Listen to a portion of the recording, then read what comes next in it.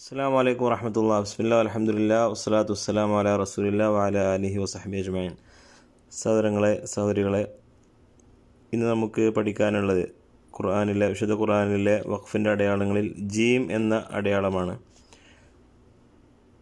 നമ്മൾ പറഞ്ഞതുപോലെ വഖഫിൻ്റെ അടയാളങ്ങൾ മനസ്സിലാക്കുക എന്നുള്ളത്, അല്ലെങ്കിൽ വഖഫും ഇബ്തിദാവും അഥവാ എവിടെ നിർത്തണം, എങ്ങനെ തുടങ്ങണം എന്നുള്ളത് മനസ്സിലാക്കുക എന്നുള്ളത് വളരെ പ്രധാനപ്പെട്ടതാണ് വിശുദ്ധ ഖുർആൻ പാരായണത്തിൽ. ചില പണ്ഡിതന്മാരൊക്കെ തജ്വീദിൻ്റെ പകുതിയാണ് ആ അറിവ് എന്ന് പോലും പറയാറുണ്ട്. കാരണം ചില സ്ഥലത്ത് നമ്മൾ വഖഫ് ചെയ്യുമ്പോൾ, അല്ലെങ്കിൽ ചില സ്ഥലത്ത് എടുത്തു ഓതേണ്ടതുപോലെ എടുത്തു ഓതായിരുന്നാലൊക്കെ അർത്ഥവ്യത്യാസം വരാൻ സാധ്യതയുണ്ട്. ഇൻഷാ അല്ലാഹ് കൂടുതൽ മനസ്സിലാക്കുമ്പോൾ, അതിൻ്റെ കാര്യങ്ങൾ പഠിക്കുമ്പോൾ നമുക്ക് മനസ്സിലാകും.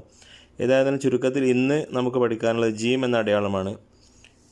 ജീം എന്ന അടയാളം അഥവാ വഖഫിൻ്റെ അടയാളമായിട്ട് ജീം വരുമ്പോൾ അവിടെ ജായിസാണ്, നിർത്തുകയോ ചേർത്ത് ഓതുകയോ ചെയ്യാം. മുകളിലെ പോസ്റ്റിൽ നിങ്ങൾ കാണുന്നുണ്ടാകും, അല്ലദീ ഖലഖൽ മൗത വൽ ഹയാത ലിയബ്ലുവകും അയ്യുകും അഹ്സനു അമല വഹുവൽ അസീസുൽ ഗഫൂർ. അങ്ങനെ നിർത്തി ഓതുകയും ചെയ്യാം.